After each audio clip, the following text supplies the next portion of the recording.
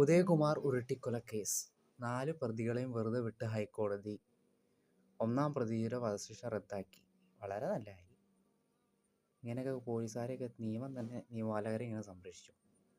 ഉരുട്ടിക്കൊലക്കേസ് ഇത് ഓർക്കുമ്പോൾ അങ്ങ് സെക്രട്ടേറിയറ്റിൽ കിടന്ന ശ്രീജിത്തിനെയാണ് ഓർമ്മ വരുന്നത്. ഓർമ്മയുണ്ടോ? അദ്ദേഹത്തിന് ഇതുപോലെ കസ്റ്റഡി വരണം. ഇത് അന്വേഷണം ഇത്രയെങ്കിലും എത്തിച്ചു. അത് അന്വേഷണം പോലും തുടങ്ങിയിട്ടില്ല. അപ്പോൾ ആ ആൾ ഇപ്പോഴും കിടക്കുന്നുണ്ടെന്ന് തോന്നുന്നു. ഭയങ്കര ഒരു രീതിക്കൊക്കെയാണ് അദ്ദേഹം കിടന്നത്. പട്ടിണിയൊക്കെ കിടന്ന് ശവപ്പെട്ടില്ല. അന്ന് പ്രമുഖ നടന്മാരൊക്കെ വന്ന് സെൽഫി എടുക്കാൻ ഭയങ്കര ഇതായിരുന്നു. പിന്നെ അവരെ ആരെയും കണ്ടിട്ടില്ല. അങ്ങനെ അന്വേഷിക്കണ പോലും ഇല്ല. നാളെ അദ്ദേഹം പോയി തെറി വിളിക്കണൊക്കെ വീഡിയോ നമ്മൾ വൈറലായതാണ്. അത് മുഖ്യമന്ത്രിയുടെ തെറി വിളിക്കുന്ന വീഡിയോ ഒക്കെ. ഇവനൊക്കെ പിന്നെ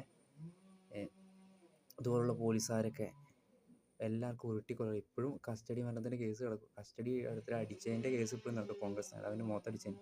പിന്നെ ഇപ്പോഴും കുറേ ഇത് വരുന്നുണ്ട്. ഈ പോലീസിൻ്റെ കാടത്തരമായിട്ടുള്ള രീതികൾ. ഇത് ഈ പാവങ്ങളുടെ മേത്തൊക്കെ ഇവർ ഉരുട്ടിക്കൊല കഴിയുള്ളൂ. ഇപ്പോഴാണ് അന്ന് എനിക്ക് ഏറ്റവും പോലീസുകാർ ചെയ്ത ഏറ്റവും നല്ല കാര്യം എന്ന് പറയുന്നത് ഗുണ്ടകളെയൊക്കെ തല്ലി ചതച്ചത്.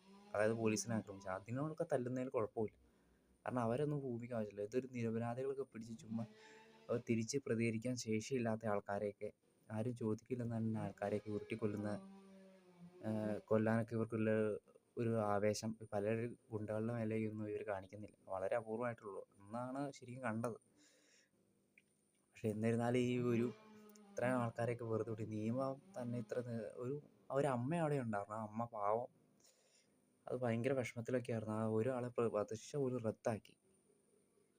എന്ത് നിയമം നമുക്കെതിരെ നമുക്കൊരു എന്തെങ്കിലും ആക്രമണം ഉണ്ടായാൽ നമ്മൾക്ക് ഒരു നീതി കിട്ടുമെന്ന് എന്താണ് ഉറപ്പ്? ഒരു ഉറപ്പുമില്ല. ഞാൻ പറഞ്ഞതിന് മുമ്പ് ശ്രീജിത്ത് കിട്ടുന്ന പോലെ പാവം എപ്പോഴും അവിടെ ആ സെക്രട്ടേറിയറ്റിൽ കിടക്കുന്നുണ്ട്. അദ്ദേഹം നാളെ കണ്ട് ഞാനവിടെ പോയപ്പോൾ കണ്ടായിരുന്നു സെക്രട്ടേറിയറ്റിൻ്റെ അവിടെ നിന്നപ്പോൾ ഇയാൾ മീശ വെട്ടിക്കൊണ്ട് അവിടെ ഇരിക്കുന്നുണ്ടായിരുന്നു. അദ്ദേഹത്തിൻ്റെ ഒരു രീതി എന്ന് പറഞ്ഞാൽ മഴയും വെയിലും സഹിച്ച ഒരു ഷെഡാണ് അവിടെ. ആ ഷെഡ് കണ്ടു കഴിഞ്ഞാൽ നമ്മൾ സങ്കടം വരും. ഒരു സഹോദരൻ്റെ മരണത്തിന് വേണ്ടി എന്നിട്ട് സഹിയായിട്ട് അയാൾ തീറിയും പറഞ്ഞു. ഒരാൾ പോലും അത് നോക്കിയിട്ടില്ല. അപ്പോൾ ഇനി എന്ത് നിയമമാണ് നമുക്ക് തണലാവുന്നത്? ഈ നിയമപാലകർ എന്ന് പറഞ്ഞാൽ നമ്മളെ തെറ്റ് തിരുത്താൻ വേണ്ടിയുള്ള ഈ ഉരുട്ടി കൊല്ലാനൊന്നും ആരും ഇവിടെ അനുവദിച്ചു കൊടുത്തിട്ടുമില്ല.